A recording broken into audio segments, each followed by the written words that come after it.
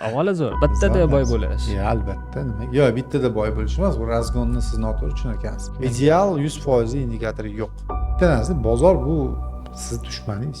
Gilded Key Trading Academy asoschilaridan Elliot to'lqinlari asoslangan Bilvim strategiyasi tahlil asosida savdo qilib keladilar. Va yana bir masala maslahat beramanki, tradingga foydasi deb yozishsin, keyin tradingga zarar deb yozishsin. Tosh davrdan hozirgi elektron ko'rinishgacha bo'lgan masofalarda oz bo'lsa ham ma'lumot Jamoa yaxshi, lekin jamoani kim tuzganiga bog'liq. Agar uni Rockefeller tuzgan bo'lsa, qancha kapital bilan boshlash kerak va bu muvaffaqiyatga erishish bu o'sha kapitalga bog'liq bo'ladimi? Depozitga bog'liq emas, boshqa katta pul bilan kichkina pul bilan farqi yo'q. Tushunasizmi? Siz yo'qotishni boshqarishni o'rgansangiz, endi qaysi yo'l bilan bo'lishidan qat'iy nazar 20 daqiqa ichida kim yutqizayotganligini aniqlay olmasang, demak, sen yutqazasan.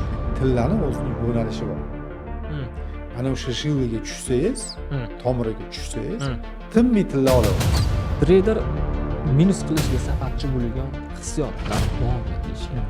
Hozirgi paytda dunyo bitta bozorga aylanib bo'ldi. Oldin New-York fondi, Gonkong bor edi, London qancha. Hozir yo'q. Bitta butun yaxlit matritsaga aylanib bo'ldi.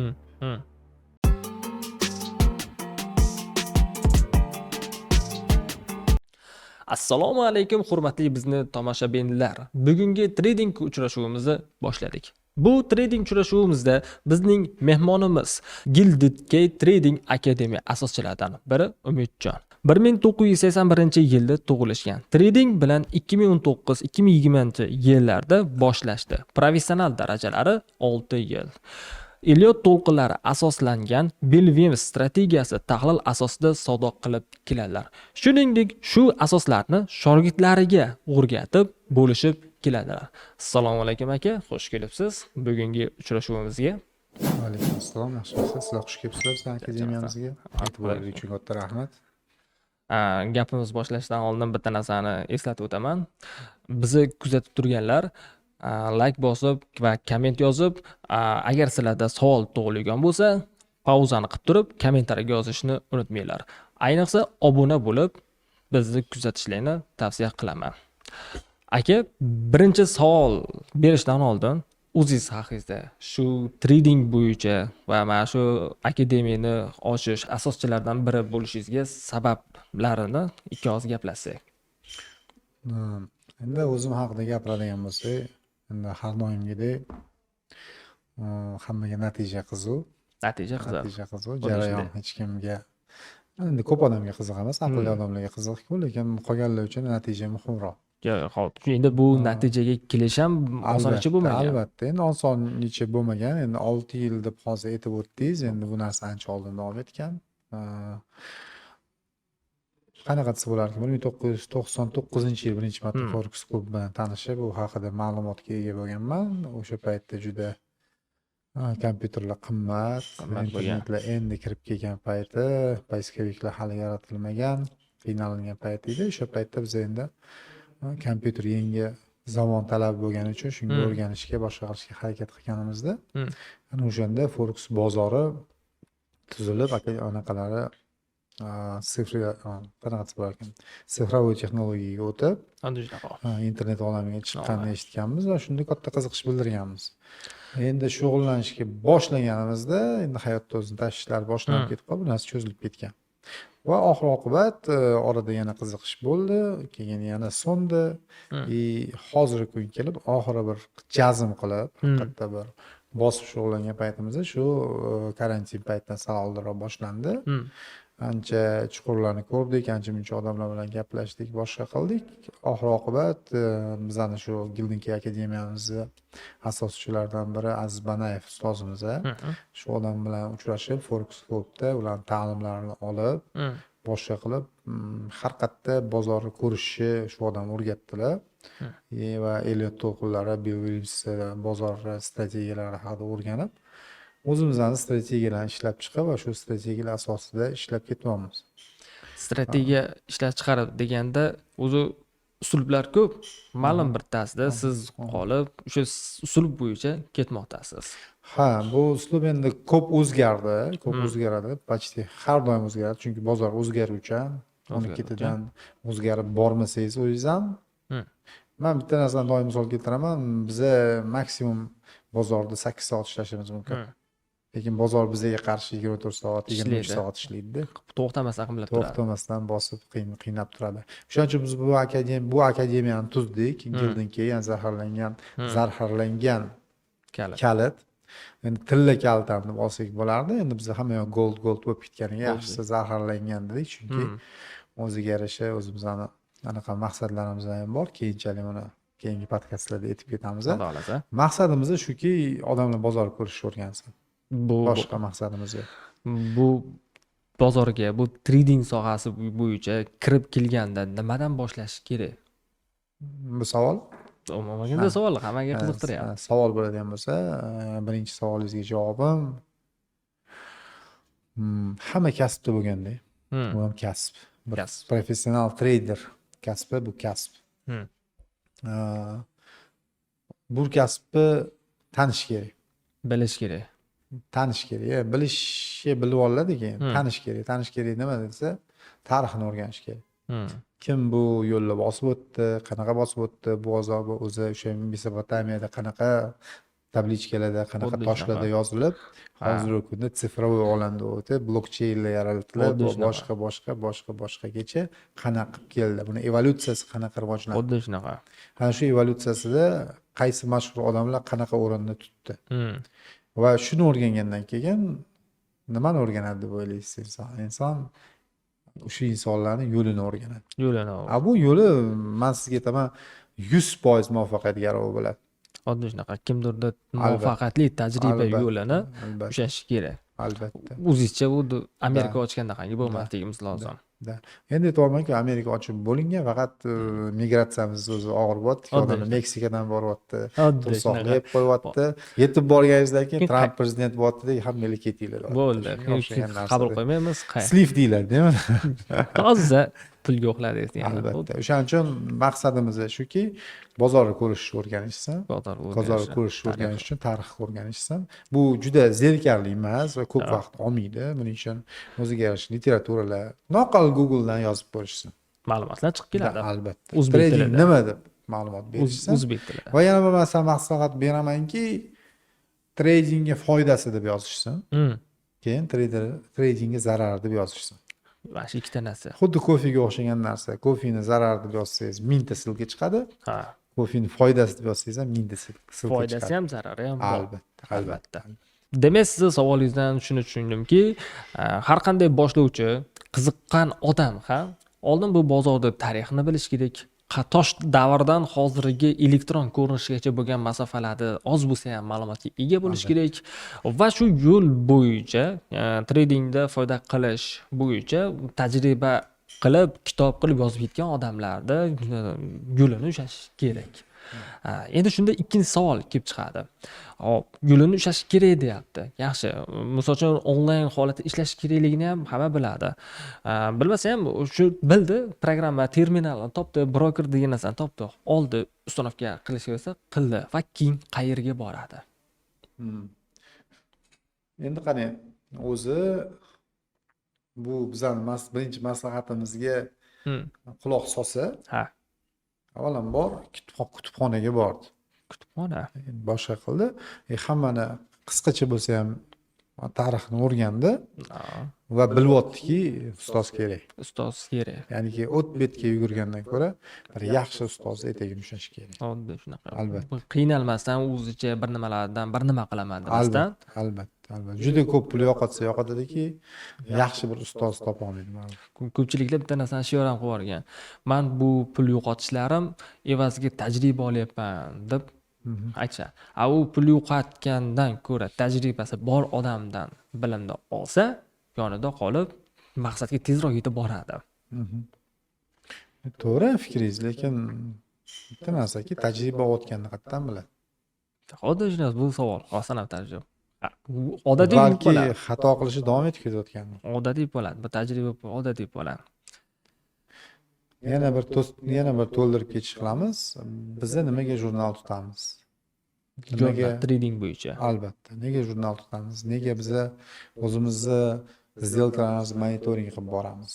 Nima uchun? degan savol tug'iladi. Bu hammasi o'sha biza tajriba orttiryapmizmi yoki xatoni davom ettiryapmizmi? Shuni bilish uchun. To'g'ri. Demak, har bir inson birinchidan ustoz topsin, trader, va o'zini jurnalini davom ettirib ketsin. Xuddi shunday. U yoq hammasi yaxshi bo'ladi. Chunki trading bu juda qiyin narsa emas. Yo'q, qiyin narsa emas. Trading bo'yicha bitta narsani aytib o'taman. Bu trading oson pul topishning eng qiyin yo'li deyiladi. Oson pul topaman deb, pul yo'qotyapman deb, tajriba bo'lib qolyapti deb aqa-baqa urg'u berish shart emas. Terminalda ishlatish oson, knopkani bosish ham oson. Uni foyda qilish esa eng qiyini. Ikkinchi savolga o'taman. Ko'pchiliklar mana shu tradingni o'rganishni boshladi. Buni yakkaxon holatda olib ketish kerakmi yoki komanda bo'lib, ofis qilib, pul qilish kerakmi? Endi jamoa albatta yaxshi. Jamoa yaxshi, lekin jamoani kim tuzganiga bog'liq. Xuddi shunaqa. Tuzib turgan odam. Agar uni Rockefeller tuzgan bo'lsa, men o'zim ham qo'shilgan bo'lardim. Lekin jamoa tuzgan insonga juda og'ir keladi. Og'ir keladi. Jamoadagi har bir kishining o'z o'rni bor. Jamoada insonga ham og'ir keladi. Kollektiv bo'lsa, albatta. Endi bir jamoaga qo'shilishdan oldin bu pul borasi bo'lgani uchun men bitta narsa maslahat berardimki, oldin o'zlari pul yo'qotmaslikka o'rganishsin. Avvalo. Pul yo'qotmaslikni o'rganishsin va yo'qotishni boshqarishni o'rganishsin. Biza o'zimizni Gilding Key akademiyamizda hech ham foyda to'g'risida gapirmaymiz. Gapiramiz, ya'ni mana management bo'lganda gapiramiz, lekin bitta narsa aytamizki, bizning maqsadimiz sizlarni zararinglarni nazorat qilish. Agar biz sizlarni zararinglarni nazorat qilsak, shunaqa foyda bu o'zidan o'zi kelaveradigan narsa. O'shaning uchun biza faqatgina foydani nazoratini o'rgatamiz. Sababiki zararni nazoratini o'rgatamiz. Yo'qotishni nazorat qilish bu muvaffaqiyatning asoslaridan bittasi. Depozit qilib olgandan keyin jab olsam soxta pul, ya'ni demo shotlar bo'ladi. Demo shotlarda ular bitimda ochadi. Emotsiyasi bo'lgani uchun uni bir xato qilganda bu sizga xato bo'ldi deb saboq chiqarish imkoniyati yo'q bo'lgani uchun demo shotda bosib tashaveradi. Real pulga o'tgandan keyin hamma qiynalish boshlaydi. O'shanda haqiqatan siz aytgandek, men tushunchamni aytyapman, yo'qotishni nazorat qilsa, xuddi stop zonalarda, stop nuqtalar qachon bu bitimni zarar to'xtatishni bilsa, daromad bo'ladi degan narsani aytyapsiz. Endi demo shotga keladigan bo'lsa, alohida mavzu, men sizga bir life hack bilan bo'lishishim mumkin. Balkim buni hamma ham qilar-ku, lekin bitta narsaki, agar demo shotni o'zida ishlayversangiz, siz oxiri bitta xulosaga kelasiz-da. Men savdo qila olaman degan xulosaga kelasiz. Bor. O'z-o'zidan bo'ldi. Trading meni harakatimda qimirlayapti deb. Bozor meni aytganimni qilyapti. Men bozorni buryapman, men bozorni eblayapman degan xulosaga kelasiz. Endi bu bir tarafi. Ikkinchi taraf shuki, agar demo shotda ishlash anaqa natija bermayapti, o'sha yerda adrenalinni his qilmayapman yoki misol olganda yo'qotish his qilmayapman desa, maslahatim sotib olsin demo shot. Ustozdan sotib olsin, $500 bersin, $10,000 demo shot sotib olsin. Bemalol. Yo'q, xotiniga aytsa, demo shot olaman, men senga $1000 desin-da. Sen ishlatib ko'rsan, agar shu shot mana bu joyga kelib to'xtasa, demak shu $1000 saniki desa, zo'r bo'ladi. Aniq yo'qotadi, chunki xotin duo qilib o'tiribdi-yu. Lekin demoqchi bo'lganim, his qilish yo'li bor. Bu narsa kriptovalyutaga hamma ishonyapti-ku. Xuddi shunaqa. Hamma narsa bor deyapti. Siz ham demak shu kriptovalyutaga aylantirsangiz bo'ladi, prosta unga qiymat bersangiz bo'ldi. Siz unga qiymat bering, u demo shotga aylanmaydi, o'sha demo shot bo'lmaydi, u real shot bo'ladi. Real shot bo'ladi. Bu o'zimni pulim deydi keyin. Hamma narsa. Endi ofis qilish shartmi deganda, bunda olib qaraydigan bo'lsangiz, qo'pol aytganda bu uyingizda ayvonida ham Wi-Fi bo'lsa, mazza qilib ishlasangiz bo'ladi. Chunki bu trading kasbi jamoada ham yaxshi ishlayveradi. jamoasiz ham yaxshi ishlaydi. Xuddi Jamoada shunaqa. ishlashi plyuslar. Ha, plyuslari Jamoada sanasak. ishlashi plyuslari nimadan iborat? Jamoada siz fikr almashasiz, Ha. malakangiz oshadi Ha. va agarki sizda slif bo'lsa yoki minus bo'lsa, siz Aha. qo'llab-quvvatlashga egasiz. Tekin Billa. sizni doimiy ravishda nazorat qilib, qo'llab-quvvatlayapti. Ha. Ha. Minuslardan biri bu o'zingizni shaxsiyatingizni individualnistingizni yo'qotib qo'yasiz. Ammo shunaqa kimdirga Chunki bog'lanib qolish. omma anaqasiga tushasizda, muhitiga tushasiz, boshqa qilasiz. Nima bo'lishidan qat'iy, endi ofis masalasiga keladigan bo'lsangiz, yaxshi treyderlar Hmm. hammasi o'zini uyida texnik jihozlab qo'ygan, Ha. muhitini yaratib qo'ygan. Lekin hech kim aytmaydi, ular timni ushatda ishlaydi. Yo'q, Plyajda ishlaydi, xuddi shunaqa. boshqa yoqda ishlaydi. Muhimi atrofida shu trading muhitini yaratadi. Gapish. O'sha o'zini xotirjamlik paytini egallaydi, boshqa qiladi. Endi ofis bo'lsa, jon nur ustiga a'lo nur, Hmm. hech kimga xalaqit qilmaydi. Lekin o'zi asosiy muhit. Muhit. Yo'q. Muhit. Misol uchun ko'pchiliklar o'sha uyda ishlashga harakat qilib ko'radi, bir imkon tug'ilgan joyda ishlashga harakat qilib ko'radi. Misol uchun uydagi vaziyatda esa uydagilar uchun biz uyda o'tiribizga o'xshab ko'rinib qoladi. Ofisga borsa, ofisda aytganingizdek atrofda odam ko'p bo'lsa, siz uni shiriga qarab turib, uni ideyasiga qarab turib, bunisini ideyasiga qarab turib ishlab qo'yasiz. Eng afzali o'zi uchun ma'qul kelgani. Yoqmasa boshqa yo'llari qilsin. Shu ekan deb qolmasin. Siz o'zingizda boshlanish ham shunaqa bo'lganmi? Hozir men aytmoqchi bo'lgan narsaki, o'zingiz ham uyda ishlab ko'rganmisiz degan narsadan olib chiqmoqchi edim. Bir ayvonda o'tirganingizni aytib o'tdingiz-ku. Endi bitta narsada men so'raganda aytdim-ku sizga, bu ayvonda ham Wi-Fi ko'rsatdingiz-ku, lekin bitta ключевой nuqtasi bor, bu degan joy bor-da. Ha, xuddi shunaqa. Hech qachon buyiz misol olganda bu internetda pul topib boshqa qilyapti deb qabul qilmanglar. Yo'q, ular davrida bu narsa bo'lmagan. Boshqa bo'lyapti. Endi qanaqa desa bo'lar ekan? Birdaniga erishilmaydi bu narsa. Sekin-sekin uydagilar tushunchasiga erishadi. Siz o'sha bundan ro'zg'or qilish boshlaysiz. Siz o'shandan hadyalar, bayramlar, tug'ilgan kunlar, boshqa narsalarda o'sha именно shu narsangizdan daromad kelib, shu narsadan qilayotganingizni ko'rsa, natijasini ko'rsa, albatta uydagilaringiz hammasi fikrini o'zgartiradi. Lekin ungacha qanaqa desa bo'lar ekan? O'tish kerak bu yo'ldan. O'tish kerak. Tushunmovchilik bo'ladi. Tushunmovchilik bo'ladi. Muhimi yotmayapsiz. Muhimi bu siz o'zingiz ichki tuyg'ungiz qanaqa bo'lsa shuni. Uyda ishlashdan zo'ri yo'q. Men sizga aytaman, uyda ishlashdan zo'ri yo'q. Sababiki mazada. Yo'q, qo'shilaman bu gapingizga. Endi ofisda ham ishlashdan, lekin ofis vaqt talab qiladi. Vaqt talab. Mablag' talab qiladi, ofis sotirish qilish bor, boshqa qilish bor. Qo'shilaman. Plus odamlar bilan muomala, misol yaxshi treyder odam to'g'risini aytganda sal yo'ylashib ham qoladi. Chunki grafikka kirib ketadi, boshqa qiladi. Odamlar bilan ishlash qanaqa yo'q. Masalan, hozir siz aytishingiz mumkin, sizlar akademiya ochgansizlar-ku, sizlar odamlar bilan ishlaysizlar, treyderga yig'ishib. Bizni akademiyamizda почти 2 kunda yoki kunda 2 soatgina dars o'tiladi. Ves akademiya bo'yicha bo'ldi. Boshqa o'tilmaydi. Uni ham bir kun men o'tsam, boshqa kuni Ulug'bek akam o'tadilar, Aziz akam o'tadilar, Andrey o'tadi. Bo'ldi. Nima uchun desa, endi hammani esdan chiqib qolish bor holati bo'ladi. O'shaning uchun shu narsani qaytalash va bizning shogirdlarimiz savollari bizani izlanishga majbur qiladi. Majbur qiladi. Chunki har bir inson individual savol beradi. Xuddi shunaqa.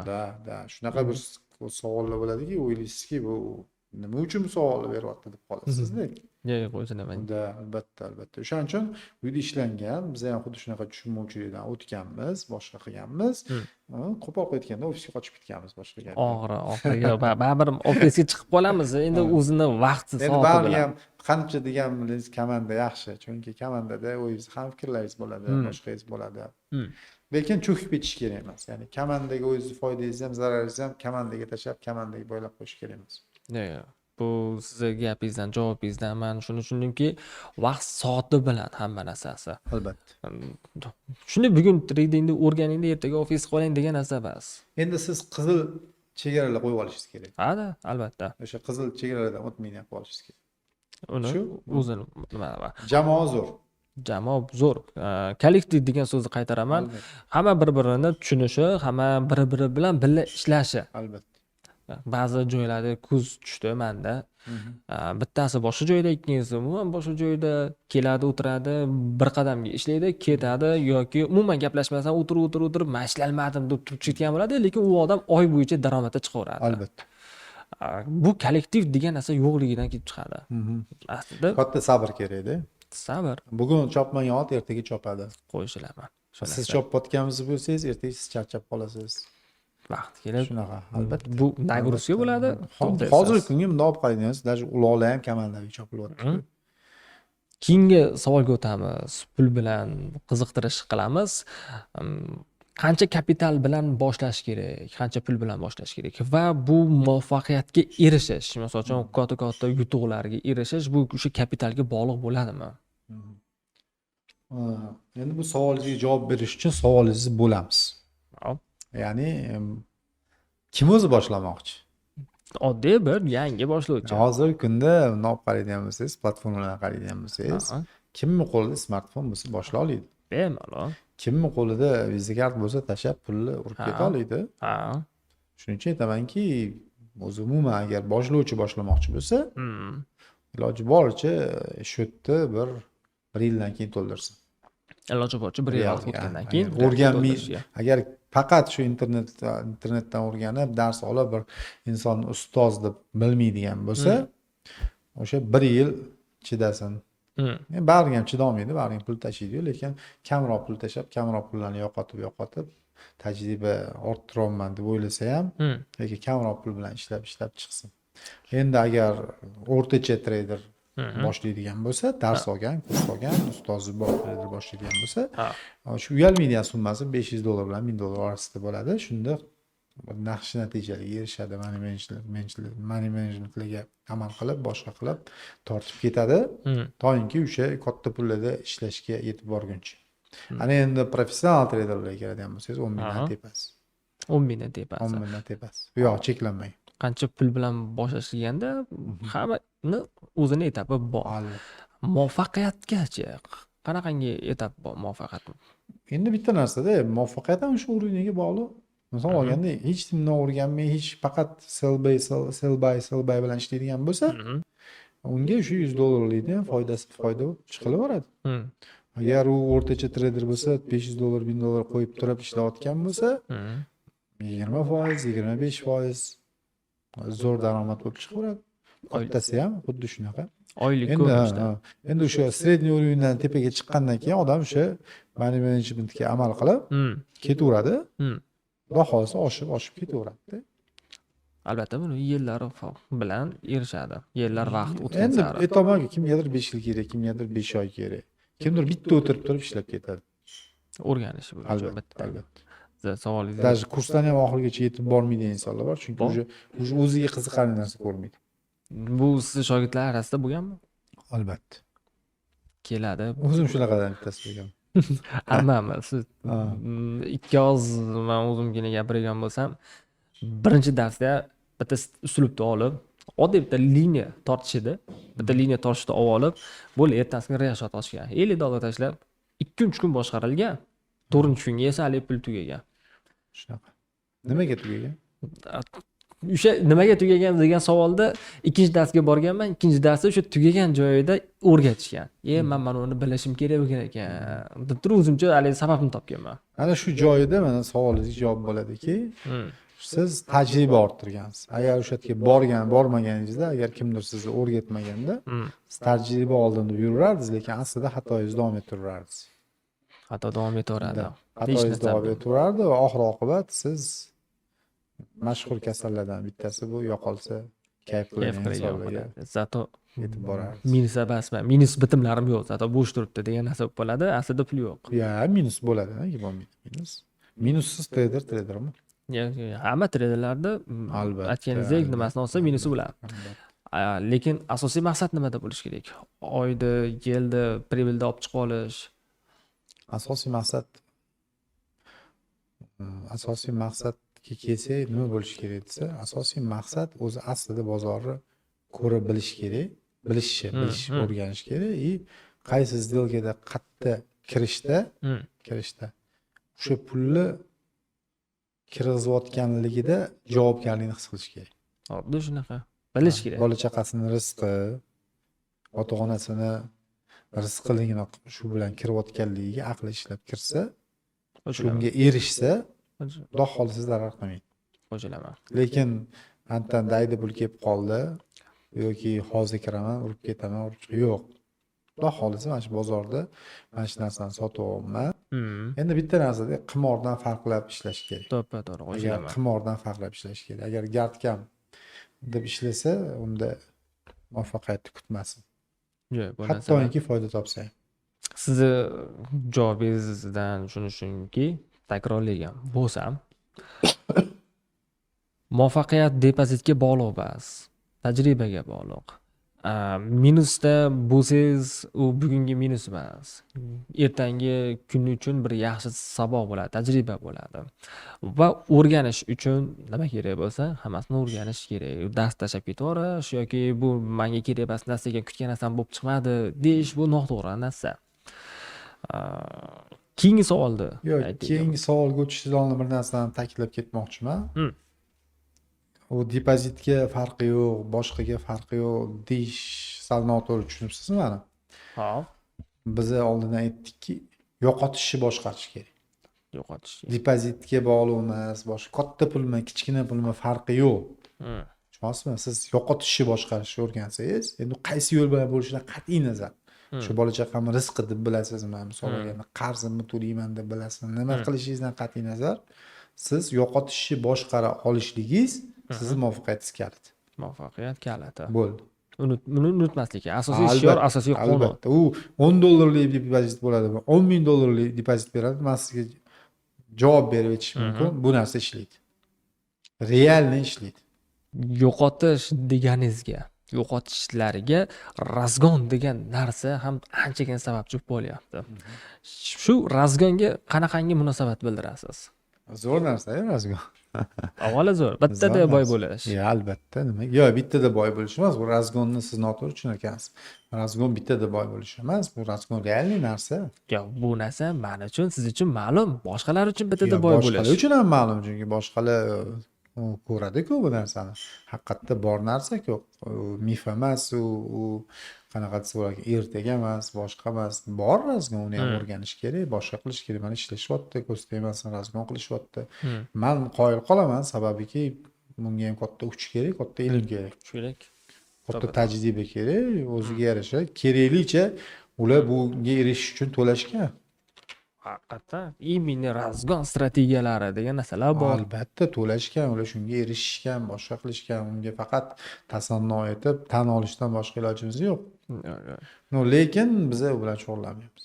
Sizlar ko'proq nima bilan shug'ullanasizlar? Biz ko'proq shu dalgasrok bilan shug'ullanamiz, kunlik. Kunlik, dalgasrok. Da. Bular uchun nima qilish kerak? Endi bilasizmi, razgon uchun demoqchimisiz? Yo'q, uzoq muddat, Yo'q, kunlik razgon ishlash- haqida savol berasizmi yo uzoq muddat haqida? Hozir siz razgon haqida savol berdingiz. Xuddi Endi shunaqa. biz hozir anaqa ketamiz. Siz razgon haqida Endi tugagan razgonni hali tugamadikda. gaplaringiz bormi? Albatta, chunki buning razgon haqida nima gap bo'lmaydi. Razgon bu qiziqarli tema, hozir dolzarb bo'layotgan tema. dolzarb tema. Albatta.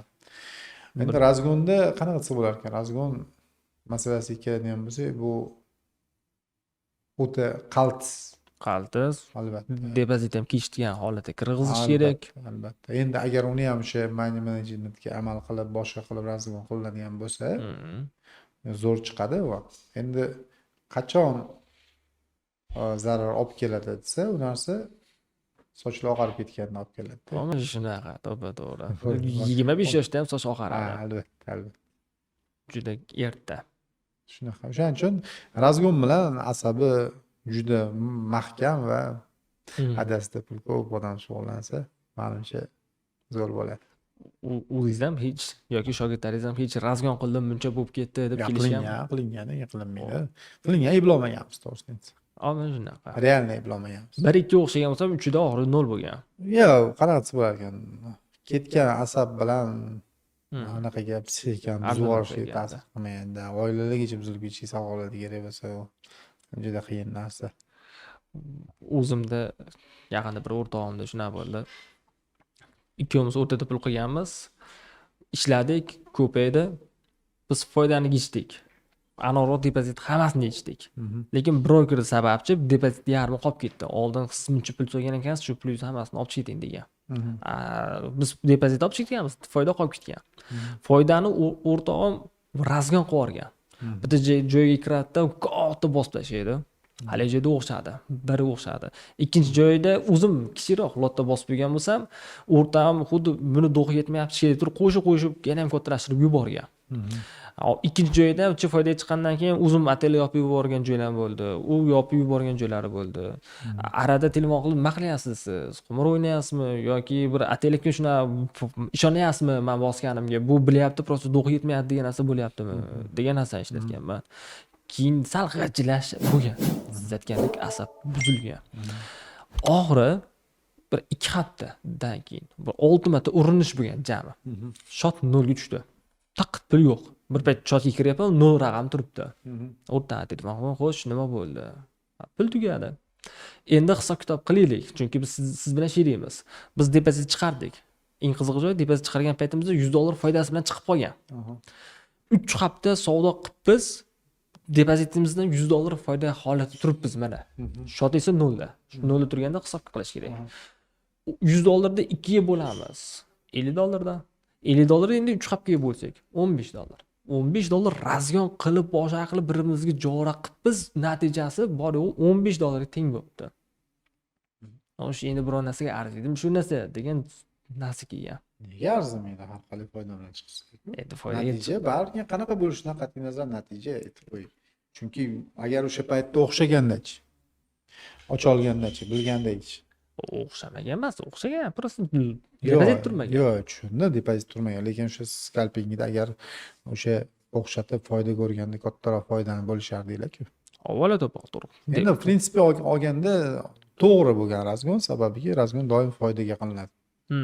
O'sha kulli protsentingizni qilib bo'ldingizmi? Kulli protsentingizni qilib bo'lganingizdan keyin ortib chiqqaniga razgon qilsangiz, stoyt-da u. Taki bu, misol uchun kunlik bir $100 bo'lgan bo'lsa, masalan $150-200 pul topdingiz, demak 50-60 ga nima? Почему бы нет? qolgan $50 da Конечно. bitta razgon qo'yish. No, вам 3 martadan oshish kerak emas. 3 marta cho'tka qildingiz, yo'q bo'ldi, yo'q bo'lmadi. Yig'ishtirib oldingiz bo'ldi. Bu mana uchun to'g'ri kelmadi deb to'xtatish kerak razgonda. Albatta, Ustida ishlash kerak. albatta. Keyingi qiziqtirgan narsa, misol uchun trader qanday qilib kirib kelishligini bildik. Qanaqa holatda, qanaqa sharoitda ishlashligini bilyapmiz. Bu depozitga bog'liq degan joyimiz bor. Bu depozit broker degan xuddi o'zbekcha qilib aytganda bank. Shot ochib ishlash degan masala. Shunga qanaqa qaraysiz? Endi qanaqa desa bo'lar ekan? Men o'zim broker tanlaganda litsenziyasi asosan. Endi litsenziyasi ham qanaqa hozir bizning O'zbekistonda emas. O'sha ko'proq Yevropa davlatlarida olgan litsenziyalar. Endi mayli litsenziyasiga har qalay yuridik asosga qaraladi. Ikkinchisi misol olganda komissiyasiga qaraladi. Komissiya, qaysini komissiyasi? Komissiyasi qancha oladi? Lot ochganda. Albatta, pulni kirgizayotganingizda qancha olyapti? Pulni chiqazayotganingizda, lot ochganingizda qancha olyapti? Shularga qaraysiz. Uchinchisi real отзыв. Ya'ni odamlar shu broker haqida nima deyapti? Именно mashinik yoki yaxshi. Uni ham filtrlab qaraysiz. Chunki uni ham ichida har xillari bo'lishi mumkin. Inson o'zi sliv qilib qo'yib, brokerga tuhmat qilayotgan bo'lishi mumkin. Boshqa qilayotgan. Albatta, chunki endi qanaqasi bor ekan, xotinning oldida yoki kimdir oldida oqlanish kerak. Kim aybdor? Broker aybdor. Brokerga telefon ham qilib bo'lmaydi, uni topgan bo'lmaydi. Boshqa ham qilib bo'lmaydi. O'zi yo'qda, ko'zi yo'q bo'ladi. O'shaning uchun 3 ta narsa hozirgi kunda menimcha brokerlar bilan muammo yo'q O'zbekistonda. Brokerda albatta. Endi komissiyasida problema bo'lishi mumkin. Qo'shilaman shu narsaga. Misol hozirgi kunda men eshitmadim. O'zingiz bemalol ishlab kelyapsiz. Endi men katta pul tashlamayman brokerga, to'g'risini aytaman. Katta pul tashlamayman chunki zo'r qoida bor. Hamma tuxumlarni deydi. Bitta savatga solmagan deydi. O'shaning uchun savatni bo'lib tashlaymiz-da. Bo'lib tashlagan yaxshi. Chunki hech kimga ishonchi bu. Bir paytlar mana shu shot masalasida har xil broker deyishgan yo'q, bitta broker yaxshi. Hop, bitta brokerda bo'lsa har xil shotlar qilib olamiz. Shot o'zi har xil bo'lishining nima sababi bor? Bittasida gold ishlaymiz, bittasida valyuta paralada, bittasida aksiyalar bilan ishlaymiz, qilib bo'lib tashlaymiz degan narsani oldinga surgan edi. Bundan manfaat nima degan narsa menda qolib ketgan. Sizda ham shunaqangi bir qanday uslub bo'ladimi? Yo'q, men janaqa brokerlarda uslub tanlab boshqa qilmayman, to'g'risini aytaman. Ishlayapman, bo'ldi. Shotlarni ham har xil qilamiz. U para, bu para qilib bo'lmaymiz. Yo'q. Endi unaqa aytolmas, katta shot qo'ymaganimdan keyin nima uni anaqasi bor. Masalan, robot ishlatib 30 ming, 40 ming dollarlar tashlab qo'ygan joyim yo'q. Boshqa qilgan joyim yo'q. Iloji boricha o'sha shotni uzoq ham tashlab qo'ymayman. Mayli, o'sha komissiyasi to'lasidan chiqazib olaman. Keyin yana qaytadan solaman. Keyin mana shunaqa chiqazib kirgizib yuraman. Tekshirib. Agar o'sha muammo bo'ladigan bo'lsa, demak, ozgina cho'ziladigan bo'lsa, boshqa qiladigan bo'lsa, yaxshisi o'zgartirib yuboraman broker. Shu savdo qilganingizda qaysi Tekshiriladi. instrumentda savdo qilasiz? Endi instrumentlar biz o'sha Bill Williams strategiyasi bo'yicha ishlaganimiz uchun alligator, fraktal, AO, Fibonacci. Bo'ladi. Boshqasini to'g'risini aytganda, oldin RSI'da ham, boshqada ham ishlangan, boshqa qilingan. Endi ularni ishlab chiqilgan yillari va опоздающийлigi juda odamni qiynab qo'yadi. Indikatorlar kechga qoladi ko'pincha. Endi bizga shu 3 ta indikator bo'lgani uchun shu 3 ta indikator baribir ham bir-birini yig'indisi bir narsa beradi-da. Bittasi. Chunki biz bozor qayerga yurishini bilmaymiz, biz bozor qayerga yurishini faqat taxmin qilamiz. Shundan kelib chiqish kerak. Ideal 100% indikatori yo'q. Yo'q. Hammasi o'z joyi kelganda ishlashni boshlaydi. Bu ham kecha qoladi. Har doim ishlaydi, faqat biz uni ko'ra bilishimiz kerak. Ular har doim ishlaydi, 100% ishlaydi. Uni ishlamaydigan joyi yo'q, lekin u nima deyapti? Va biz nima ko'ryapmiz? Shu muhim. Texnikasini bilish kerak. U indikator ham nimadirda texnikasini algoritm holatida yozib chiqilgan narsa. Albatta, u sizga o'zi aytib qo'ymaydi-ku, uni nima anaqasi bor. Mana qayda deb qo'ymaydi-ku, uni sizga o'sha nimaga ilm olyapti, nimaga Bill Williams o'rganyapti, nimaga Elliot o'rganyapti, nimaga Fibonacci, nimaga siz timmiy tajriba qilyapsiz, opit orttiryapsiz, boshqa nima uchun?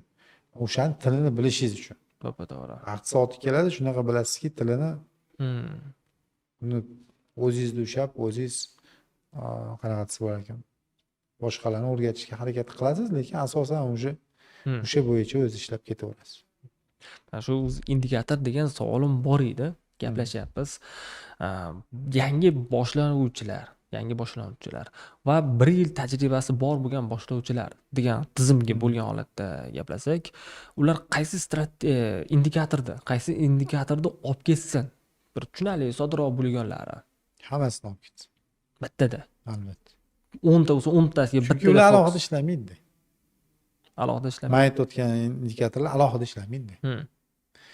Chunki bir-birini tasdiqlash bilan ishlaydi. Bu strategiya shunga bog'langanki, ular bir-birini tasdiqlash kerak. Sizni strategiyadan tashqarichi. Albatta. Misol olganda, meni ustozimni tasdiqlaydi, meni tasdiqlamaydi. Bo'lmasa shu odamni o'rganganman men. Lekin u aytadiki, hamma narsa tasdiqlandi desa, men aytaman, men ko'rmayapman deb. Ammo shu bozorda hamma qarash har xilcha bo'ladi. Albatta. Men ularga aytaman, bunaqa narsa ko'ryapman desam, aytadi, deydi. Bunaqa narsa yo'q. Bozorda har xil ko'rishingiz sabab bu opitga bog'liqmi? Yo'q, bilasizmi? Psixologiyaga bog'liq. Psixologiya, xo'sh. Masalan, mashhur gap bor-da. Agar poker o'yinini bilasiz. O'zi qimor, lekin uni qimordan tashqari sport tarafi bor. Sport tarafi. Sportda, poker sportga kirgan. O'ta anaqasi bor. O'ta bitta anaqasi joyi borki, psixologiyaga katta aloqasi bor. O'sha yerda gap bor-da. Agar poker o'yinida 20 daqiqa ichida kim yutqizayotganligini aniqlay olmasang, demak, sen yutqizibsan. Aslida o'zi yutqizmoqchi. Agar 20 minut ichida san deydi, kim yutqizayotganligini aniqlay olmasang, demak, sen yutqizibsan. Bu juda katta haqiqatan. Misol uchun oddiy bir tradingga bog'lab turib gapiryapmiz. Siz ishlayapsiz, mana bir oyda ichida o'zi yemak ichish kunimiz bor, lekin shuni ham bir 2 haftasini hisoblagan bo'lsak 14 kun bo'ladi. 14 kun ichida siz daromad qilyapsizmi, qilmayapsizmi? O'shani nazoratini qiling, отчетini chiqaring degan narsa. Endi bitta narsa, bozor bu siz dushmaningiz. Hmm. Dushmanni yutish uchun o'rganish kerak. O'rganish kerak. Albatta. Bozor doimiy ravishda sizga qarshi ishlab kelaveradi. Hmm. Siz bitta strategiya yaratdingiz, u strategiya zo'r ishlayapti, Hmm. lekin bozor teskari tarafi ham bor. Bor. Bu tanganing ikkinchi tarafi bo'lgan endi. Yo'q, bozorni umuman boshqa taraflari bor. Qanaqa? Endi uni alohida mavzu. Gaplashaveramiz, 5 minut tushungancha aytamiz. Endi bu narsa tarafga ketmaydi. Hmm. Brokerlarni, robotlarni, algoritmlar, butun boshli institutlar buni ustida ishlayaptiki, что Avval shunaqa. sizni pulingizni, Hozir bu podkastimizda sizniki $1 bo'lsa ham, $100,000 pul bo'lsa ham, sizni pulingiz doim nishonda turadi. nishonda. Albatta. Bu degani trader emas, faqat brokerlar yoki o'shalar foyda qiladi deganimi? Bu hammasi komanda. Siz qanday komanda bo'lib bozorga qarshi chiqsangiz, ular hammasi shunday komanda bo'lib sizga qarshi chiqadi. Bo'lmasam eng afzali ularga qo'shilib olishim kerak endi. Endi ularga qo'shilish uchun ancha qiyin masala. Qiyin masala. Endi o'sha korporatsiyada ishlashingiz kerak, boshqa qilishingiz kerak. Lekin bu narsani biz o'ylashimiz kerak yo'q, chunki sababiki ular ham o'zini ishini qilyapti, siz ham o'zingiz ishingizni qilyapsiz. Siz qanaqadir nishaga tushasiz, boshqa qilasiz. Bu ham xuddi bilasizmi, mana qanaqasi bor ekan, Nurafshon Kon tilla koni bor. Hop. Agar tillachilar bilan ishlasangiz, Amerikada oldin staratelь deyishgan. Ha. Tillachilarni. Ular tilla koniga borishgan va tillani butun tog'da tilla borda. Ha. Hamma tog'i maydalab tashlamaydi-ku. Bir boshdan olib ketadi. Yo'q, bir boshdan ham olib ketmaydi. Bari. Tillani qonni qaysidir burchaklarini teshib chiqiladi. Ha. Teshib chiqiladi-da, o'shani uzun muddatini olib turib solinadi. O'shancha aytiladiki, zolotaya jila degan gap bor. Ya'ni tillani o'zining yo'nalishi bor. Ana o'sha jilaga tushsangiz, tomiriga tushsangiz, tinmay tilla olaverasiz. Lekin ozgina surilib ketsangiz, tilla tugaydi. Tugaydi. Yonma-yon, ozgina razlitsa bilan tilla tugaydi. Shuning uchun ham bu bozor tilla koniga o'xshaydi. Kimdir tushib oladi, ketdi o'sha yerda kachat qilib ketaveradi. Pulini U ishlab. martingale bilan ishlaydimi? Money manager bilan ishlaydimi? Razgon qilib o'xshayveradi. O'xshaveradi. Chunki uch olgan. Chunki o'sha yerga tushib qoldi, o'sha yeyapti, ketyapti. Doimki o'sha joy tugamaguncha. U qachon tugaydi? Qachonki shu shelni kimdir kelib yopadi. Boshqa strategiya bilan yopadi. Ha, xuddi zarar qilish boshlanadi. Albatta, masalan, siz bilan men bu komandada o'tiribmiz. Boshqa komanda misol u yoqda o'tiribdi ofisda, yonimizda. Lekin biz avtomatdan bir-birimizga qarshi ishlaymiz. Bo'ladi. Konkurent emasmiz. Yo'q. Choyda ham o'tirib ishlayveramiz, maslahatlashamiz. Lekin bozorga kirganda o'zimiz bilmagan holda bag'riga har bittamiz strategiyamiz bir-birimiz strategiyamiz bilan kurashadi. Endi bozor bu xomashyo bozor emas-ku. Yo'q. Bu bozorda bu pullar bu cho'nchakdan bu cho'nchakka o'tadi. O'tadi. Xuddi sabrsizlardan sabrlarga o'tgandek. Albatta. Narsa sotib olasiz, narsa sotasiz, lekin itogida olganingizda baribirga ham pul bu manbadan, bu manga, bu qiymatdan, bu qiymatga boshqaga. Chunki bizani muvaffaqiyatimiz qiymatlar o'zgarishida bo'ladi, volatillikda bo'ladi. Yo'qotishlar ketma-ket bo'lganda. Yo'qotish 3 ta undan oshiq emas. To'xtash kerak. Albatta. Dam olish kerak. Dam olish kerak, choy ichish kerak. Tog'ga chiqib ketish kerak. Aylanib, Albatta, ot minish kerak. Dam olib. Albatta. Bu toqqa borib baqirib kelish kerak, summaga qarab. Dam olish yaxshi narsa baribir. Albatta. Endi 5 barmog'iga borilmasin, chunki davlengiz tak baland bo'ladi, pattar pishiradi. Mastamani ichib qaytib kelaverasiz. Yaxshi dam olgandan keyin yaxshi dam, yaxshi ishga hamdam bo'ladi. Shunaqa. Yo'qotgan pulini bittada chiqarib olish ham bo'ladi. Endi men bittada chiqarib olish qiyin masala. Ketgan narsani joyiga qaytarishdan og'riyor. Chunki psixologik bosimda, yo'q. Psixologik bosimda. O'rniga qo'yib qo'yaman. Bu akam pulidi, bu qardiydi, bu kreditida deydi. Yo'q, uni o'ylash kerak emas-da, o'sha ishlayverish kerak. nimanidir qat'iyadir o'rniga qo'yaman, shu bozorda yo'qotdim, shundan topaman, tillada yo'qotdim, tilladan topaman, bitcoinda yo'qotdim, bitcoindan topaman deysizmi, u olib qo'yaveradi-da. O'sha instrumentdan emas, boshqasiga o't, Yo'q, просто albatta. shoshilma. No, endi bu shunaqa deyapti. Biza yutqazgan kurashga to'ymaydi. Shunaqa qilib ketaveradi. Bizga qo'shilaman. Shuning uchun aytiladi-ku, strategiya 20% tashkil qiladi. 80% psixologiya. Psixologiya. Odamni bu ishga bo'lgan, Albatta. bilaman. Bu farzandingiz bilan urushdingizmi, pul yo'qotasiz. Ta'sir qiladi. Albatta. Juda katta ta'sir qiladi. Bir narsadan xursand bo'lib ketdingizmi, u ham ta'sir qiladi. Xuddi ishlar yana yurishib boshlagan bo'ladi. Mana ishlar yurishib boshlagan. Yo'q, aslida yaxshi ta'sir qilishga yomon ham ta'sir qilib qoladi. Chunki sizni ko'zingizda nimadir ko'rinmay qoladi boshqa. Shuning uchun stabil. Shu bir haftada bir 2 marta stabil bo'lib savdo qilsa ham yetadi. Hech kim 7 kun stabil bo'la olmaydi, bu emotsional holatlar bo'ladi. Bir haftada 7 kunda 2 marta ishlab qo'yish stabillikka kiradi. Biz o'sha kunli deganimiz shundanki, bir kunni tanlab turib, bugun stabilman. Endi hamma narsa ertadan boshlang. Ertalab Xudoga shukr qilish, o'sha ibodatlaringizni qilib, boshqa qilib kuningizni boshladingiz, mana o'sha paytda bozorga kirib olish kerak.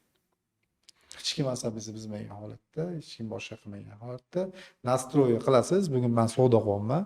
Kim qilsa ham kechirasan, savdo qilib keyin gaplashaman deysiz. Ana obedgacha, obeddan keyingacha сделкалаringizni qilib, foydangizni yig'ishtirib bir chetga qo'yib, keyin muammolaringizni hal qilasiz. Elio to'lqinlari bo'yicha mana shu kunlik savdoni qilganda bir kunda yoki bir haftada 2 marta savdo qilish imkoniyat beradi. Elio to'lqinlari skalping qilishga imkoniyat beradi. Skalping qilishga. Конечно. O'zi qaysi biri afzal, skalpingmi yo o'sha Endi kim qaysi to'lqinda suzishchi eblayotgan bo'lsa, o'shanda suzish. Maslahat beraylik. Bu bizni ko'rib turgan odamlarga biror narsa maslahat beraylik. Skalpingni maslahat beraman. Skalping qilishda. Albatta. Boshlang'ichlarga skalping qilishni maslahat beraman, chunki u qanaqa skalpingga men aytmoqchiman, bu prosta kirib tashlash emas. O'sha o'zini o'sha o'rgangan strategiyasini skalpingda tajribadan o'tkazsin. Agar skalpingda tajribadan o'tsa, demak katta tayfremlarda ham ishlab beraveradi. Bemalol ishlab beraveradi. Kichkina tayfremlar ko'pincha aldaydi, shovqini katta. Aldaydi. Shu shovqinlarni bilish kerak. Endi shovqinlarda eblagan odam shovqinsiz bozorda teng bo'lib eblaydi-ku. Endi men aytmoqchi bo'lganim $1000, $2000 bilan skalping qilish yetmayapmi? O'sha ortiqcha puliga skalping qilsin-da. Ortiqcha. Qancha yo'qotishga tayyor bo'lsa, chiday olsa, shuncha yo'qotishga risk qilsin. To'g'ri. Avvalambor men sizga boshidan aytib qo'yaman, bizning podkastimizning mavzusi shu bo'lib qolsinki, Xuddi shu. trading va trader muvaffaqiyati uni yo'qotishi, boshqarishiga chambarchas bog'liq. U qanaqa sistemada bo'ladi? Money managementda bo'ladimi? Qanaqa bo'lishidan qat'iy nazar. Qanaqa nomlanmasin, qanaqa harakat qilmasin, prosta yo'qotishi. 80 ga 20 o'ynasin, 80 ga 60 o'ynasin. Ya'ni 80 $100 topdi, $40 mayli riskovat qilsin, boshqa 63-uyda qolaversin, o'sib ketaveradi. To'g'ri, demak men sizni tushundim. Yana takrorlayman muxlislar uchun. Psixologiya. Hamisha bu savdo jarayonini 80%, 70% ni hal qilgan narsa. Siz strategiya rol o'ynaydi deb o'ylamang. Bitta sirli narsa o'zi yo'q. Bitta uslubda ushlab oling, uni ustida ko'proq foydalaning. Uslublari qachon ishlash, qachon ishlamaslik, qanaqa holatda aldashligini tushunib oling. Undan keyingina bu real shot bilan ishlasangiz, o'sha uslubingiz qatakir, qatachiq deb turgan bo'lsa, riskga amal qilgan holatda kiras psixologiya sababchi chiqgan nuqtagacha ushlab o'tirasiz. Undan keyin siz daromad ko'zga ko'rinish boshlaydi. Skalping ham xuddi shunaqangi. Bitta ikkita shamchaga o'zgarib qolaveradi. Albatta. O'sha sham yo yaxshi yo yomonligini bilish kerak va davom ettirish kerak. Endi savolingizga misol bitta savolni tashlab ketdingiz emas. Men siz o'rningizga beraman savolni. Nima uchun Elliot? Haqiqatan nima uchun Elliot? Shu ikkita narsalardan foydalanuvchi shaxs deb boshida aytib o'tdik haqiqatan. Nima uchun ular deydigan bo'lsangiz, birinchidan Elliot juda oliy toifali buxgalter bo'lgan. Mhm. Bizning buxgalter deydi. Ilyot degan odam. Ha, Ralf Ilyot o'sha butun boshli buxgalteriyani olib borgan. Hmm. Ya'ni nimani bilgan? Hisobni bilgan. Hisob. Pul nimani yaxshi Albatta, ko'radi? hisobni. Hisobni yaxshi ko'radi. Xuddi Yo'q, shunaqa. pul hisobni yaxshi ko'radi. Hisobni Ha, yaxshi ko'radi. u shu pensiyaga chiqqandan keyin Hmm. shu Elliot to'lqinlariga asos solgan, o'zini hisob kitoblari va boshqalarini nazarda tutib. Hmm. Hmm. Demak, birinchi asos hisob. Hmm. O'zimizni qadimiy gap, pul hisobni yaxshi ko'radi. Xuddi shunaqa. Demak, hisobchi Elliot to'lqinlarini yaratdi. Yaratdi. Ana endi Bill Williams kim edi? Kim ekan? Bill Williams u psixolog bo'lgan. Psixolog. Birjada ishlamagan, Ha. boshqa qilmagan, u psixolog bo'lgan.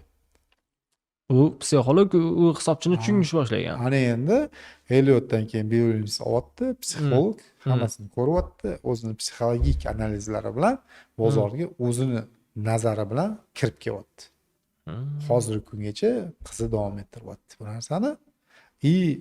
O'sha butun boshli inqirozlarni tasdiqlab ko'rsatib bergandan keyin Hmm. butun olqishlarga sazovor bo'lib tan olinyapti. Ungacha tan olinmagan.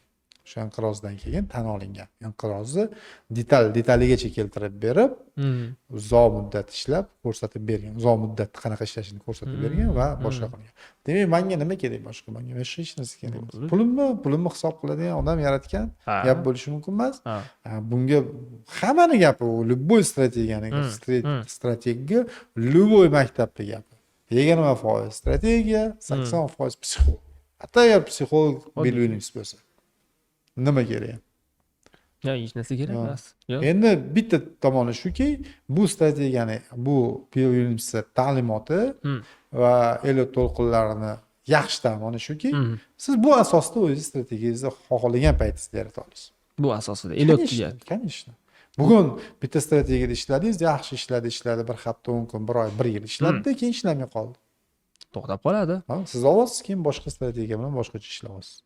Lekin shunga asoslanib ishlaydi. Psixologiya baribir o'zgarmaydi. Albatta, to'lqinlar borligini hamma biladi-ku. Hmm. Bor. Hech kim uni e'tirof etmayapti. Fibonacci ishlashini hamma biladimi? Hmm. U biladi, ishlayapti. Fibonacci ham raqamlar bilan bog'liq. Ha. Alligator ishlayaptimi shuncha yildan beri ishlayapti. AO ishlayaptimi? Ishlayapti. Hmm. Fraktal ishlayaptimi? Ishlayapti. Bular hammasi hayotimizni yengillashtiryaptimi? Yengillashtiryapti. Hmm. Ish jarayonini samarasini oshiryaptimi? Oshiryapti. Hmm. A почему бы нет? O'shalar Bosish kerak gapingizga. ekanini bo'ldi. Endi qolgan u пробой, мрабой, поддержка, сопротивление. Har xil atamalari. Qanaqa ataganimizda qat'iy nazar natija olmasak, Ha. nima deb atashimizdan qat'iy nazar biz natija olaylik.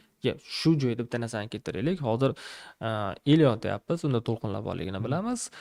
Proboy, hokazo, yana bir nima boshqa tillarda order block nimadirlar aralashib har atamalari bor. Bu atamalar hammasi bitta narsani ko'rsatib turganligini ham tushunyapman. Albatta. Endi men sizga bitta gap aytaman, iqtibos bu. George Soros qanaqasi? Qanchalik sani deydi, to'g'riliging yoki qanchalik sani noto'g'riliging muhim emas.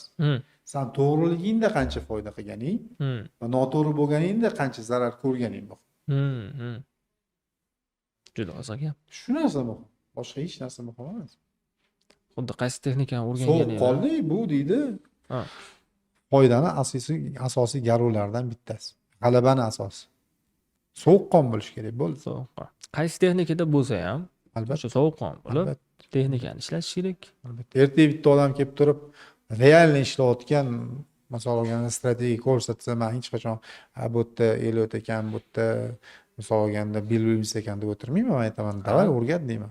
Hozir shunaqa. Kichkina pullarda sinab ko'raman, keyin katta pullarga o'taman, keyin boshqa qilaman, yig'ishtirib olamanda, vaqti kelsa, ishlamay qolsa chiqib ketaman. Bu savdo-ku, uni nima farqi bor? Savdo, to'g'ri. Kimdir yoningizga kelib, men mana bu uslub bo'yicha ishlayapman, buncha foydam bor, mani yo'lim bor. Albatta. O'shaning uchun ham o'rgatilyapti, o'shaning uchun ham shogirdlar olinyapti. Nima uchun desa, ular o'zini nazari bilan kelyapti bozorga. Tushunasizmi? Ular o'zini nazari bilan kelyapti, ular boshqa narsa ko'ryapti. Xuddi shunaqa. Chunki siz bilan mani tushunchamizdan ko'ra вообще boshqa tushunchalarni o'zgartirib olyapti. Eksperiment qilib ko'ryapti, boshqa qilyapti, o'qiyapti. Nimaga bo'lish kerak emas? Agar bozor rivojlanayotgan bo'lsa, biz ham rivojlanishimiz kerak. siz gapingizni tushundim va aytib o'tdim, psixologiya bu yangi boshlovchilar uchun, qilyapti turganlar uchun, umuman olganda umrini oxirigacha kerakli narsa. Keyingi savolni aytsam, misol uchun ko'proq gapimiz ham urg'usi o'rganish temasiga yetib turgani uchun keyingi savol shuki, YouTube'da, Telegram kanallarda yoki boshqa har xil platformalarda bepulga darsliklar ko'p. Ularni o'rganish odamlar uchun qanaqa manfaat bera oladi? Yo'liga olib kirib bera oladimi?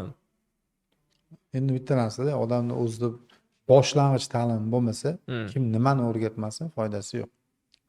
Agar u misol olganda filtr qilishni bilsa, boshqa hammasini mavzuni bilsa, albatta foydali narsa ola oladi. Misol olganda 100 ta rolikdan 10 tasidan bitta tuzukroq narsa yig'sa bo'ladi, lekin uning uchun fundamental bilim kerak-ku. YouTube'ga kirdik. Misol uchun shaxsan o'zim hech narsani bilmayman. Eliot degan narsani mana shu bizni podkastimizni ko'rishdi, yaxshiligini tushunishyapti. Bu to'lqinlarligi. Keyin Wilbins psixologiyani bilishyapti. Ash ikkovsiga tegishli darslarni o'qitishga tushdi. Bu deganda 5000 ta, 10,000 ta dunyoda nechta Eliot bo'lsa, hammasini chiqarib beradi. O'zbek tilida. Qayerdan boshlash kerak? Shu to'lqinlar sanoqdan boshlash kerakmi? Psixologiyasidan boshlash kerakmi? Bir usulga bo'lib qolsin. Endichi bitta narsa. Haqiqatda qimmatbaho bilimlar bor. To'g'ri, ularni tekin ham chiqarishgan, lekin ular hech kim qadriga yetmaydi.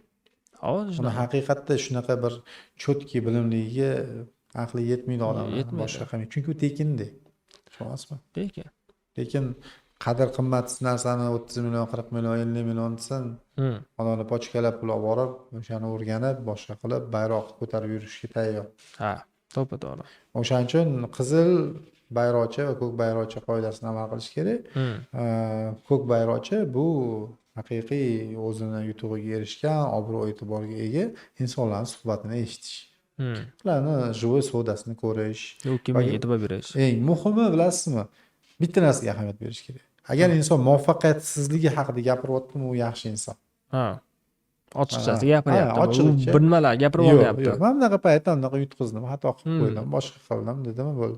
Hech qachon uni tushuncha fikrda bo'lish kerak emas. Yaxshi treyder hech qachon zarar qilmaydi. Yo'q. Normalniy zarar qiladi. Normalniy zarar qiladi, chunki normalniy foyda qilish uchun zarar qiladi. Tavakkalchi bo'lish kerak-da. Albatta, lekin 100% foyda ko'rsatdimi, 100% ishlaydigan bozor anaqasiman dedimi, iloji boricha qochish kerak. Foydasini haqiqatan bu mana misol uchun kelyapti, $10,000 pul topish usulini o'rgataman deb o'zini maqtayapti. Bu oddiy bir infosigan. Luptovoz, firibgar, qochish kerak. Albatta. Faqat quruq gap, muncha qilsa muncha o'kitardi, tarix toshib oladi, muncha bo'lsa muncha o'kitardi deb gapiradi. Amalda esa yo'q. Shunaqa. O'shaning uchun qizil bayroq shu. Agar sizga 100% strategiya, bozor tushunadigan strategiya va 100% daromad dedimi? Sekin eshitmaslik kerak demayman, eshitib ko'rish kerak. Bilish kerakki, işte bargan tagida fikr ushlab turish kerak, işte bu sal bo'lsa ham lop-pop qochyapti. Shunaqa. Ikkinchi inson aytyapti sizga 20% oylik daromad topsang bo'ladi, mana bunaqa ishlasang bo'ladi. Men topolmayman mana, chunki 20 ta сделкамdan misol olganda 8 tasini minusga yopibman, 12 tasini plusga yopibman yoki 12 tasini minusga yopibman, 8 tasini plusga yopibman dedimi? Demak, u realni ishlayotgan odam. Albatta. Chunki biz nima uchun jurnal tutamiz? Shu jurnalda statistikamizni ko'taramiz. Ertadan misol olganda oy boshida bor edi, misol $1000. Oy oxirida nechi bo'ldi? Nechta сделка ochdik? Nechtasi muvaffaqiyatli va nimaga muvaffaqiyatli bo'ldi? Nechtasidan nechtasi zarar keltirdi va nimaga zararli bo'ldi? Shuncha foyda topgungacha o'zi nech pul topganman, qanchasi yo'qotdim. Albatta. Hisob kitob chiqarish kerak. Shunaqa, hisobli do'st ayrilmas. O'zingizdan do'stni o'zingiz bilan o'zingiz hisob kitob qilishingiz kerak.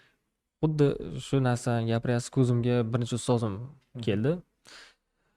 Maqtanyapman. Mana ustoz mana bu narsa o'rgatgan edik, bozorda sinadim, shu narsa chiqib kelyapti.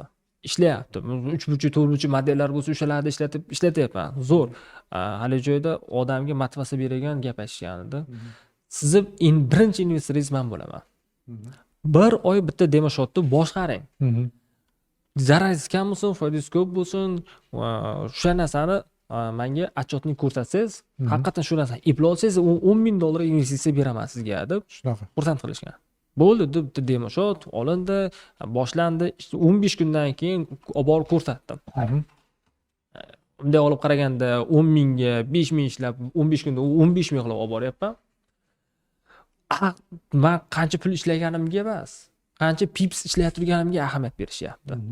Siz 10 pipsga 3 lot ochib turib $50 ishlabsiz, 4 lot ochib turib $100-200 ishlab bekitibsiz, bitta joyda 10 ta ochib olibsiz, siz razgon qilganda qanday bo'libsiz, ana shunaqangi kontrol qilishyapti.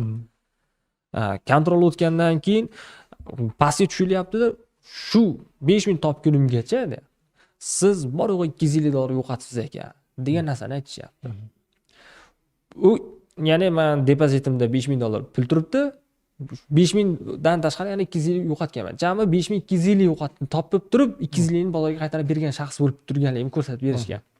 Va Forex Fastanavis taqdimoti 22-25% tiklanish holati 25%, depozitga nisbatan 22% qilib ko'rsatilyapti.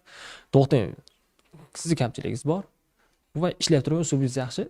Bundan mukammallashtirish kerak degan narsani aytishgan edi. Shu narsa esga tushib oldi. Qancha foyda. Shu aytaman. O'sha gapimizni yo'qotishni kontrol qilamiz, muvaffaqiyatga erishamiz. Faqat yo'qotishni kontrol qilamiz. Chunki uni orqasidan katta narsa yo'qotamiz, vaqt yo'qotamiz. Grafiklar orqaga qaytmaganda, umr ham orqaga qaytmaydi-da. Keyingi savol ko'pchiliklar beryapti. Ayniqsa trading bo'yicha podkastimizda, videolarimizda kommentariy ham qoldirishdi. Trader minus qilishga sababchi bo'lgan hissiyotlar bormi deyishgan. Bu qanaqa hissiyot bo'ladi? Traderni ko'proq yo'qotishiga sababmi? Xuddi shunaqa minus qilishi, yo'qotishi. Traderni ko'proq yo'qotishiga va kam foyda qilishiga. Даже bu bilasizmi, shu narsaga ham bog'liqki, profitga ham bog'liqda. Ha. Profitni ham kamaytirib yuboradigan narsa bu cho'chish. Cho'chish, qo'rqish. Cho'chish. Ya'niki hozir men $20 ga misol olganda yoki $200 ga stop loss qo'yganman. Stop lossni aniq oladi. O'zi $50 ga zarar bo'lib turibdi. Hali zapas qancha turibdi? Ana shu holda shu $50 zarar bilan chiqib ketib qoladi. Bo'ldi, stop ushadi, bozordan siz chiqdingiz. Lekin bu uni strategiyasini, o'zini bozorni ko'rishini kelib chiqib o'zgargan fikr bo'lsa, ya'ni u shu сделка ochildi va shu сделка ketayotgan paytida ko'ryaptiki, uni analizi noto'g'ri bo'lgan. Tushunasizmi? U shubhalanmayapti, u aniq bilyapti. Sal shoshib qo'ygan, analiz noto'g'ri bo'lgan. U chiqib ketyapti. Bo'ldi, bu boshqa narsa. Boshqa narsa. Lekin uni analizi 100% to'g'riligi iymoni komil, lekin cho'chiyapti, qo'rqyapti. Chiqib ketyapti. Bu двойной yutqizuvdi. Sababiki u tushadi, barga yana o'sha sanaqasi bo'yicha ketaveradi, cho'chiyapti. Psixologiya bo'yicha sabr qilmaydi. Ikkinchisi bo'yicha misol olganda tepaga ketyapti-da. Foydaga chiqqan, bezubitga olgan va korreksiya, ozgina korreksiya bo'layotganini ko'ryapti, vahimaga tushyapti, сделкаdan chiqib ketyapti. Bo'ldi. U to'lqinda u сделкani boshqa usha olmaydi. Yo'q, bo'ldi. U kerak momentumda o'tkazib yuboradi. Bo'ldi, ketdi. Demak, bunga ham cho'chish sabab bo'ladi. Bunga nima sabab bo'ladi? Disiplina. Disiplina, ya'ni oxirigacha kutadi. Agar 100% bu yerim bo'lsa oxirigacha kutadi, lekin qayta ko'rib chiqishga kelganda, qayta ko'rib chiqqanida noto'g'riligini bilsa, shu zahot chiqib ketadi. Bo'ldi, ikki xil yo'l bor. Yo'q, analizi noto'g'riligini bilgani uchun aniq chiqib ketadi, kamroq zarar ko'radi. Yo'inki cho'chigani uchun zarar ko'radi va uni hech qatdan qoplay olmaydi. Hozir men shuni tushundimki, oxirigacha kutadi degan. Ko'pchiliklar depozitda oxirigacha silib kutadi. Yo'q, stop lossni olib tugaydi, ya'niki o'zi chiqib ketmaydi. Xuddi shunaqa. Stop loss olib chiqib ketadi. Asosiy gap shunda. Stop loss. Siz depozitdan $20, $100 minusligini bo'ldi. Siz management bo'yicha kirib bo'ldingiz.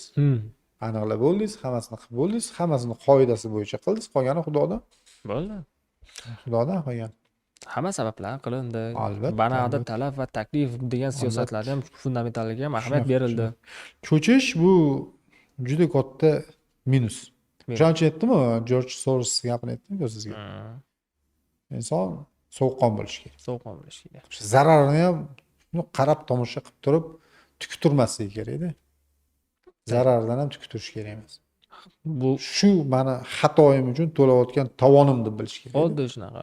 Bozorga o'zinikini berish kerak. Tushunyapsizmi? O'zinikini qo'yishdan oldin Yo'q, qo'yishdan oldin emas, umuman bozorniki u bo'ldi. Siz xatoyingiz u bozorni yutug'i bo'ldi. Doim yutavermaysiz-ku. to'g'ri. Siz bozordan olsa, sizdan bozor olsa, sizga bozor beradi. Demak, sovuqqon bo'lib, o'zini analiziga ishonib, kirish, chiqish joylar belgilagan holatda ishlash kerak. Bu bozorda siz ko'rgan narsa ishlaydi. Faqat favqulodda bir nima bo'lib qolganda stopda uni to'xtatishingiz kerak. Time frame'lar masalasida aka. O'zingizni bir xulosalaringizni aytsangiz. Time frame masalasi kimga qanaqa qulay bo'lsa, shunaqa davom etaveradi. Uning uchun eng yaxshi o'ziga qulay time frame odamlar tanlaydi. Endi xarakteristika bo'yicha adrenalinni ko'p yaxshi ko'radigan odamlar pastida 15 va undan pastida mazza qilib ishlab, mazza qilib suzishadi. 5 minut. Yo'qotishadi, topishadi, yo'qotishadi, topishadi, yo'qotishadi, topishadi. Xudo xolisa, oxiri bariga hamma yutuq bilan chiqadi. To'g'ri mehnat qilsa. To'g'ri ishlovsa, ko'proq daromadda bo'ladi. Endi turdago'liklar bo'ladi, ishchan insonlar bo'ladi. Ular doim ishda turadi. Shu 6 soat, 7 soat qilib 1 soatlikda ishlashadi, bosib. Xuddi shunaqa. Endi bu ish falsafachilari, bu inson falsafof darajasiga yetgan insonlar kunlikda ishlaydi. Kunlikda ishlaydi. Da, ular kitlar bo'ladi, ular depoziti ham mo'shniy, aqli ham mo'shniy, sabri ham mo'shniy, disiplina hammasi zo'r. O'zi tarixlarni bilib olgan, hamma joyi bilib olgan.